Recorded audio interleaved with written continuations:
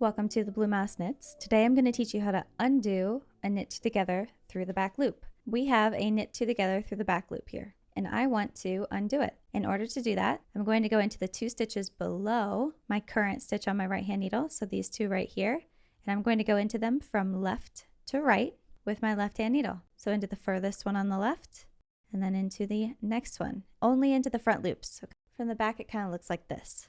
And once they're both on my left hand needle, I can slide that 1 stitch off of my right hand needle and pull on the working yarn, and we have just undone that knit together through the back loop. And your stitches should be correctly orientated on your left hand needle. So I'll show that to you again. So the next stitch on our needle is a knit together through the back loop. So I'm going to go into the 2 stitches below it from left to right, just picking up the front loops of both.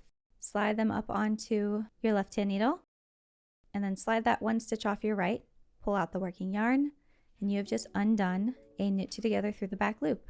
Thank you so much for watching. If you found this video helpful, please give it a thumbs up and subscribe for more.